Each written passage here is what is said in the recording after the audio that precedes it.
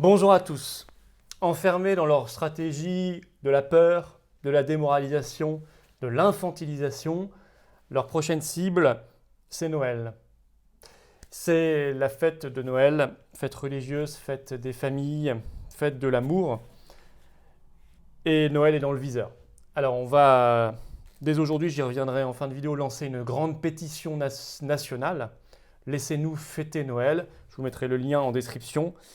On va revenir sur tout ça et on va riposter. Je crois que c'est un motif supplémentaire de mobilisation pour l'ensemble des rassemblements que nous organisons en même temps partout en France ce vendredi 13 novembre. J'y reviens également en fin de vidéo. Encore une fois, grand bravo aux référents des Patriotes et aux militants qui se mobilisent et qui font cette toute première en France, une mobilisation en même temps, partout, à la même heure, le même jour, contre la coronafolie, pour le bon sens, l'efficacité, la liberté et la dignité. Voilà.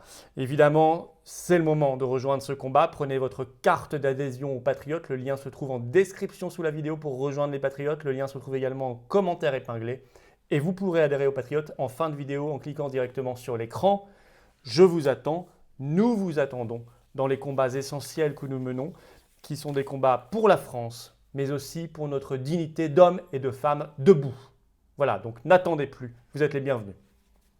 Noël est dans le viseur. Ils le disent là depuis quelques jours de plus en plus, et en ce 12 novembre, qui était normalement la date de revoyure, c'est-à-dire au moment où le gouvernement devait réévaluer le deuxième confinement et éventuellement rouvrir les petits commerces, nous avons des messages forts à faire passer, d'autant que le Premier ministre Jean Castex s'exprime à 18h ce 12 novembre. Nous voulons clairement qu'il nous laisse fêter Noël. Nous sommes suffisamment grands et responsables pour prendre des mesures comme des grands, et nous ne refusons cette stratégie de la démoralisation, de la peur et de l'infantilisation. Or, le 10 novembre, l'infectiologue de plateau de télévision Gilles Pialou déclarait ceci sur CNews. Il faut intégrer l'idée que Noël se passera peut-être par Zoom ou par Skype, c'est-à-dire en virtuel. Il ajoute sur BFM TV le 10 novembre. Il faudra probablement oublier les vacances de Noël pour sauver 2021. Alors ça, c'est amusant. Maintenant, ils nous disent qu'il faut faire ça pour sauver 2021. Remarquez que lorsqu'ils ont lancé le deuxième confinement, c'était soi-disant pour sauver Noël à l'époque. Donc on voit qu'ils reculent en permanence l'échéance. Il y a toujours quelque chose à sauver, et donc toujours quelque chose à nous faire avaler supplémentaire. Alors on peut citer également un hématologue à Antony, Julien Langlais, qui a déclaré le 9 novembre sur BFM TV ceci. Je dirais d'annuler Noël et la Saint-Sylvestre sans hésiter. Donc annuler Noël. Je ne sais même pas très bien ce que ça veut dire, parce que Noël c'est Noël, mais lui il dit sans hésiter. Voilà. Et il nous le dit. Il ajoute, l'enfer, ce serait de se retrouver sur une troisième vague. Ah, ça évidemment, les vagues, on n'a pas fini, à mon avis, d'en entendre parler. Et il craint ce qu'il appelle, avec Noël, un cluster national géant. Bon. On peut citer évidemment l'infatigable Christophe Barbier, éditorialiste sur BFM TV, qui déclare sur cette chaîne le 11 novembre « Il faut repousser Noël. Noël, ce sera le 25 mars 2021 ». Vous avez bien entendu, hein. Christophe Barbier dit que Noël, cette année, cette fois-ci, ça doit être le 25 mars 2021. Bon, alors ils ont réussi à faire réaliser un sondage Opinionway, donc les 4 et 5 novembre dernier, qui montrerait que 53% des Français envisageraient de ne pas célébrer Noël en famille cette année. Donc on voit que la propagande a fonctionné déjà chez un Français sur deux.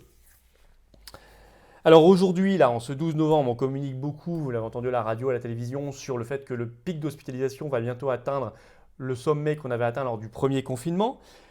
Bon, ce qui prouve qu'il y a quand même un problème dans la stratégie choisie, mais plus personne ne nous parle de la responsabilité de ceux qui prennent les décisions, les ministres, etc. Non. Les responsables, c'est vous, les coupables, c'est vous, et on ne cherche en permanence à savoir contre qui on va taper, contre qui on va sévir la prochaine fois. Et donc la prochaine fois, le prochain dans le viseur, c'est, je vous l'ai dit, Noël. Alors c'est toujours la même stratégie, la peur d'abord, ensuite la démoralisation, alors notamment dans les familles, parce qu'on sait que Noël, c'est pour certains le seul moment où on peut se retrouver, où on va se retrouver, où des personnes âgées vont sortir de l'isolement, de la solitude, où elles vont pouvoir voir leurs êtres aimés, leurs enfants, petits-enfants, arrière-petits-enfants, le seul moment dans l'année. Et c'est ça. Et imaginez la source de démoralisation, voire de dépression si on annule, comme ils le disent, on supprime Noël. Et puis troisième bloc, troisième pilier après la peur, la démoralisation, c'est l'infantilisation dans cette stratégie évidemment. Ils veulent vraiment nous faire croire, nous laisser intégrer le fait qu'on ne peut pas être responsable nous-mêmes. Or, nous sommes responsables. On aime tellement nos parents et nos grands-parents qu'on a envie de les protéger évidemment.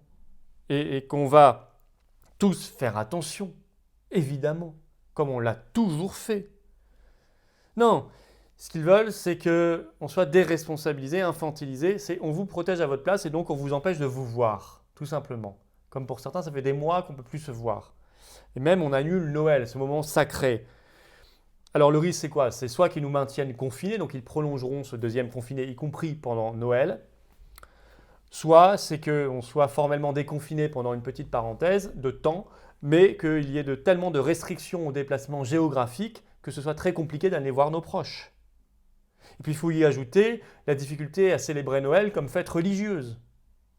Ce qu'est Noël évidemment à la base, au départ, avec l'interdiction des offices, avec encore une fois ce confinement ou cette interdiction de se déplacer, et ces couvre-feux, etc. Alors déjà que Noël était très attaqué, on se souvient le 11 septembre de cette déclaration incroyable du nouveau maire Europe Écologie Les Verts de Bordeaux qui s'appelle Pierre Urmic qui avait déclaré qu'il ne mettrait plus de sapin de Noël sur la place de l'hôtel de ville de Bordeaux parce que c'est un arbre mort, vous vous souvenez de ça? Alors il faut défendre Noël, laissez-nous fêter Noël, nous lançons cette pétition nationale qu'il faut signer, qu'il faut relayer. Je vous demande de le faire, elle se trouve en lien, en description sous la vidéo. Et il faut rouvrir les commerces. C'était la clause de revoyure normalement ce 12 novembre. Rouvrez les petits commerces. Célébrez Noël. Et tout ça, c'est un motif supplémentaire de mobilisation pour les rassemblements du 13 novembre à 18h, place Pierre-Laroque à Paris et puis dans d'autres villes, j'en ai cité hier. Je rajoute Rennes d'ailleurs, que je n'ai pas cité hier et qui s'ajoute à la liste. Bravo, bravo à vous tous. C'est une première. On verra bien ce que ça donne. Vous savez, les gens aussi ont du mal à se déplacer parce qu'ils craignent le confinement, etc. Or, vous avez le droit de vous déplacer. Il faut juste ajouter sur votre motif d'attestation dérogatoire de déplacement que vous le faites pour un rassemblement autorisé et déclaré et puis vous procurez auprès de votre référent départemental des Patriotes le récépissé en préfecture. Mais il faut le faire. Voilà, bravo, bravo, je suis très heureux qu'on se mobilise, qu'on éveille des consciences, qu'on se fasse entendre.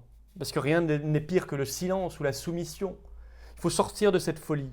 Il faut soigner les gens physiquement, accepter les traitements, arrêter de les refuser comme on le fait en France, mais il faut aussi soigner les âmes.